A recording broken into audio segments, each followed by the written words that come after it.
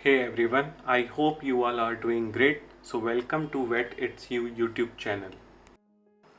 In this video, we will discuss about the clean milk production, an important topic from the livestock production management. So let's get started. Clean milk. Clean milk is generally defined as the milk drawn from the udder of the healthy animal which is collected in a clean surrounding and free from the external matters like dust, dirt, bacteria, etc. The clean milk production follows the good hygienic practices is an essential prerequisite for obtaining wholesome and superior milk quality. The concept of milk production that is free from any external agents would be to develop the scientific and sustainable eco-friendly dairy animal management based on principles of clean, green and ethical practices. So simply the clean milk production is the production of the milk that is free from any of the external agents that is harmful for the human consumption. The concept of the clean milk production is based on the principle of clean, green and ethical practices that do not harm the animal in any of the way and keep the animal in the best possible shape. Now moving forward, we will just discuss about the steps to be followed in the clean milk production. So the first step to be followed is that the milking shed must be thoroughly cleaned before and after milking with the help of disinfectants. Wash the udder and the teat with the lukewarm potassium permanganate solution and wipe with the help of clean towel. Screen for the mastitis with the help of strip cup method. Immediately after milking, dip the teats in the solution of disinfectants. Milking can should be thoroughly washed with the help of detergent and practice the full hand method of milking only. Here I just want to tell you about the two things. First one is the strip cup method and why the full hand practice of milking is practiced. So first talking about the strip cup method. This method is used to determine whether the particular dairy animal is suffering from mastitis or not. In this method, the milk is collected from each of the teats in a cup and the examiner looks for the flakes. If there is a flake in the milk of any of the teat, then that particular teat is suffered from the mastitis and the milk from that particular teat should be discarded from the normal milk.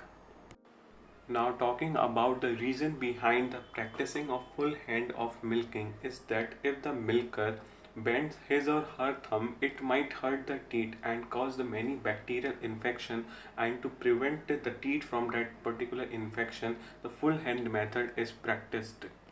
So these are just the methods to be followed towards the goal of achieving the clean milk production. Now moving to the next, we will talk about the factors affecting the quality and the quantity of the milk production. So the first factor that affect is the breed and the individual cow. As the milk yield and composition varies among the different breeds of dairy cattle, the indigenous or the desi breed will give a higher fat and protein content in their milk comparatively to the cross breeds. Now simply यहाँ पे बस यही बताया गया है कि if we have a Murrah breed of buffalo that is indigenous or the desi one will have a higher fat content and protein in their milk compared to the crossbreed like Jersey. Now talking about the next factor, that heredity also determine the potential of milk production. Thus the selective breeding of any cow used to upgrade the milk production. Now it simply states that if a cow is having the low milk potential, then it might relate to its heredity. So the breeding of that particular cow with the semen of the pure breed or the indigenous one can use to upgrade its milk production and potential. Now talking about the another factor, as we all know, the whole period of the lactation can be divided into the three stages, that is after parturition, mid lactating stage and the declining phase. So animal milk after the parturition will be high on vitamins and mineral than the normal milk. During the mid lactating stage, the high production of the milk with a low fat content, and during the declining phase of the lactation there will be a decrease in milk yield with the gradual increase in the fat and the vitamin towards the end of lactation. Now moving further towards the another factor that affects the quality and the quantity of milk production is the variation in milking from the teats. So whether the milking is done from the fore teats or the hind teats. So the average 4-quarter teats will produce 40% of the fat, whether the hind quarter teats the fat production will be of 60%. Now the another factor that affect is the age and the size of the animal. So at the age of the 6th year, the production potential is at the maximum level, and with the advancing stage the fat production will decrease as well as the milk yield.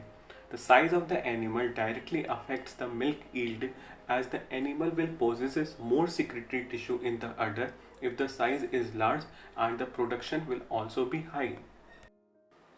Now talking about the season, it is one of the important factors that affect the quality as well as the quantity of milk production. So there is a best suited possible temperature that varies with each and every animal. So if the animal is in that particular temperature zone, the production will be high along with its growth. And if not, it will have detrimental effects on the production as well as the growth. So according to the experiments, the best suited temperature for any dairy animal is 40 Fahrenheit to 70 Fahrenheit, and if the animal is in this particular temperature zone, then it will have no effect on the milk production. And any deflection from this particular temperature zone will have the detrimental effect on the milk production.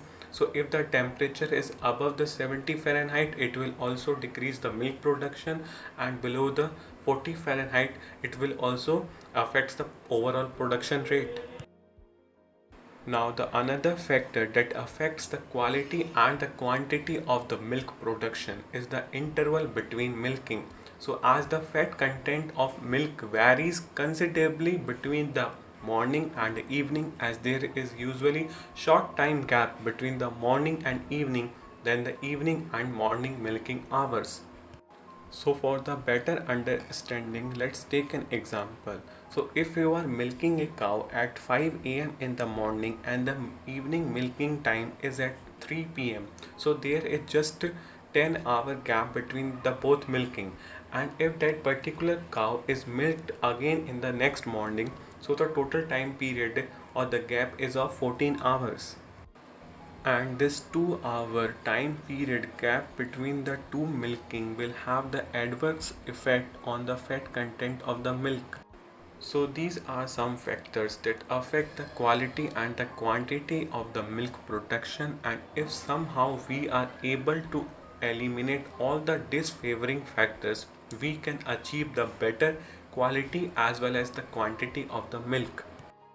That's all for this video. I hope you like it. Please like, share, comment and subscribe to my channel Vet It's You. Thanks for the watching, an initiative by Ankit Kaushik.